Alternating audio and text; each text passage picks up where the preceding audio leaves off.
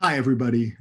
My name is Peter Zinoman. I'm chair of Cal's History Department, and I want to welcome all of you who are watching out there to our 2020 Zoom commencement. Now, I realize that a Zoom commencement is probably not what you dreamed of when you started at Cal, but this video chat does, at the very least, provide me an opportunity to give a shout out to the great achievements and personality of the class of 2020.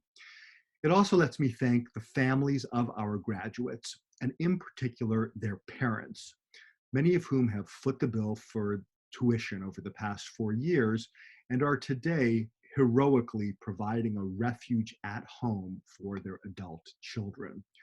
To all parents of 2020 graduates, please know that this ceremony also marks your contribution to the completion of this educational journey, and accept my huge congratulations and gratitude on behalf of the Cal History Department.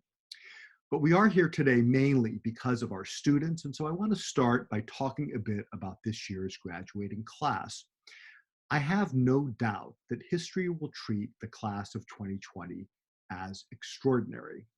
After all, you are the class that showed unprecedented levels of poise and resourcefulness in completing your degrees in the face of one of the most lethal and destabilizing pandemics in American history. It's a genuinely extraordinary accomplishment. But I also think that it's important that the class of 2020 not be totally defined by the pandemic. And so I want to provide here a slightly more three-dimensional portrait of this class based on some of the personal information that you furnished to us in the departmental exit surveys that you kindly filled out earlier this month. History majors in the class of 2020 comprise a remarkably diverse mix of people. Most of you are college-aged, but about 1 in 5 are 25 or older, and a remarkable 1 in 3 are transfer students from community colleges or Cal State schools. About a quarter of you are first-generation college students, and roughly 1 in 10 are first-generation immigrants. Your ethnic and national diversity is reflected in the large number of languages that you report speaking at home, including Arabic, Chinese, Korean, Russian, Spanish, Tagalog, Turkish, Vietnamese, and Yoruba. But you feature other forms of important diversity as well. 17% of you identify as LGBTQI, 5% of you are student parents, and another 5% of you are military veterans. Your diversity is manifest not just in who you are, but also in what you do. About a third of you double major, and another quarter of you minor in fields like art history, classics, computer science, economics, physics, rhetoric, and sociology. 1/4 of you studied abroad during your Cal careers in places like Madrid, London, St. Petersburg, Berlin, Amsterdam, and Auckland. And another quarter of you took research trips to such far-flung locales as Italy, France, Germany, Mexico, Canada, and Hawaii. While not exactly jocks, history majors participated in many varsity sports on campus, including golf, swimming, archery, crew, track, cross country, and ultimate frisbee. The variety of part-time jobs that you filled while in school attests further to the breadth of your interests and talents. Aidan Guthrie, for instance, worked as a baker at the Italian Homemade Company. Camille Hoskin-Braitz was an usher at Cal Performances. Clavey Ali Robertson helped build a new stage at the Marin Shakespeare Theater. Daniela Stoltz worked at Yali's, and Jessica Pate worked at the JFCS Holocaust Center in San Francisco. Kara Kane served with the UCPD, and Nicholas Pingatore refereed intramural basketball games. In addition to running our own Phi Alpha Theta History Honor Society, Fallon Berner worked as an independent circus performer, an art model, and the assistant manager of the Lucky Brand jeans store in San Francisco. It's not clear to me that Fallon ever actually slept. In addition, many of you took on extra work for no money, also known as being an intern or a volunteer. Geraint Hughes interned at the Asia Society, and Gillian Robin interned for the Prison Literature Project. Kylie Bazinet volunteered at the Cat Adoption Center, and Jack LeBeau served in the San Francisco office of Nancy Pelosi. Michael Wu headed a traditional Chinese archery program.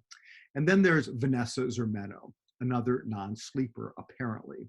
During her career at Cal, Vanessa was a senior caseworker at the ASUC Student Advocate Office, a legislative intern in the California Department of Education, a summer teaching fellow for Breakthrough New Orleans, and a legal aid fellow for Bay Area Legal Aid. Amazing job, Vanessa. For me, the class of 2020 is also marked by a certain spirit of openness and adventure, a spirit beautifully captured, I think, in a comment made by graduating senior Caitlin Cozine in her departmental exit survey. Caitlin writes, "The day that UC Berkeley decisions were released in 2016 was the same day that I went skydiving for my best friend's 18th birthday. Skydiving, surprisingly, didn't feel like falling, it felt like flying. Later that day, when I watched the confetti fall in my digital Cal acceptance letter, I immediately started sobbing. That day, I experienced a whirlwind of emotions: euphoria, fear, freedom, sadness, panic, and love. I can safely say that I have experienced all of those emotions on all scales during my time at Cal, and I wouldn't trade that experience for the world." Or, as another graduating senior, Clinton Leach, put it somewhat more succinctly, "What a long, strange trip it's been." Of course, my admiration for the class of 2020 is enhanced by the historically massive obstacles that you have successfully overcome to get to this finish line today. Here, I'm talking, of course, about COVID-19, and the economic insecurity and anxiety that it has provoked, as well as the hammer and dance of our efforts to deal with it: sheltering in place, physical distancing, social isolation, and remote learning. Given the catastrophic consequences of the pandemic and the federal government's shockingly inept and malevolent response to it, it's actually amazing that you've been able to maintain your focus, finish your coursework, complete your honors theses, and knock off all remaining requirements in order to earn your degrees. My colleagues and I stand in awe of your smarts, your skill, your savvy, and your grit. And it gives us some sense of hope to know that the future lies in your capable hands. Lastly, to you, I want to say the magic words that mark the final completion of your degrees. By virtue of the authority vested in me by the President and Chancellor, I grant you all the degrees of Bachelor of Arts.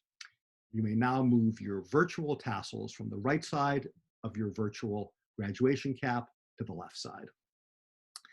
So far, I've been talking about our undergraduate majors, but I also want to address as well the 18 PhD students who are graduating this term. While undergraduates typically spend 4 years at Cal, PhD students are here on average for twice as long and are only granted this extraordinary degree upon completion of a book-length piece of original historical scholarship. PhD students produced much of the most cutting-edge research and writing that comes out of our department, and they shoulder a heavy burden of teaching and undergraduate advising. We are immensely proud of you, our PhD students, for completing this epic journey in 2020. And I'd like to mark your accomplishments here by reading both your names and the names of your dissertations. Sarah Elizabeth Stoller, Inventing the Working Parent, Work, Gender, and Feminism in Neoliberal Britain. Adam Littlestone Luria, Community and Capital, the Aristocratic System of Power in the Age of Cicero. Franklin Salmons, Yazoo's Settlement, Finance, Law, and Dispossession in the Southeastern Borderlands, 1789 to 1820. Sebastian Peel, From Open to Closed in 3 Generations, State Formation and Early Modernity in the Early Tokugawa Period. Christopher Lawson, Nothing Left But Smoke and Mirrors, Deindustrialization and the Remaking of British Communities, 1957 to 1994. Anthony L. Gregory, From War on Crime to Liberal Security State, The New Deal and American Political Legitimacy.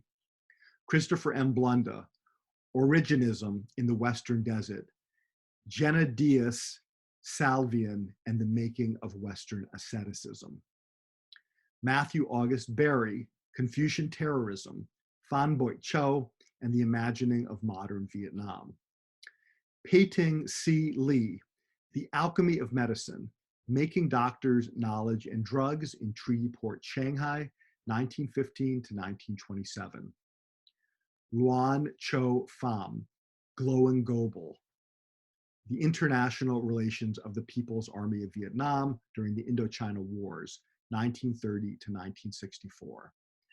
Daniel Roddy, Forging Royal Bonds, Dynastic Logic, Reasons of State, and Marriage Diplomacy under the Spanish Habsburgs, 1526 to 1660. Brandon Kirk Williams, The Will to Develop Isn't Enough, The International Labor Organization, Indonesia and India in Decades of Cold War and Development. Talia D. Mano, Christian Archaeology and the Invention of the Early Church in Rome, 1561 to 1636. Derek Kane O'Leary, Building the American Archive in the Atlantic World, 1791 to 1869. Joy Neumeyer, Dying Empire, Visions of the End in Late Socialism. Ryan Nelson, South Vietnam's Awakening, A Novel Developmental History, 1963 to 1967. Kevin Lee, Entrepreneurs of Disorder, The Binh Xuyen and the Decolonization of Vietnam. Francisco Martin del Campo, The Latina Jacobins, Marxist-Leninist Latina Women, Industrial Unions, and the Fall of Labor in the Southwest. Normally, PhD recipients are hooded by their advisors on stage, but here I offer a virtual hood and congratulate you all on earning your degrees. Great job, PhD students. Finally, I want to take this occasion to thank our wonderful community of faculty, lecturers, and staff for their hard work and their resilience during this, the most trying year in the recent history of the Cal History Department. There are too many faculty and lecturers to mention by name, but there are not too many staff members. And so I want to close by thanking each of them for their heroic efforts on behalf of the department this year. Marianne Bartholomew Coates, Leah Flanagan, Janet Flores, Jan Haas, David Harris, Erin Inama, Todd Kubler, Laura Moristica, Kim Bissell, and Maya Cisneros. Thank you all very, very much for your tremendous contribution to our collective enterprise this year. And once again, to the incredible members of the class of 2020 and to your families, please accept my deepest congratulations on the occasion of your graduation. Good luck in the future, and go Bears.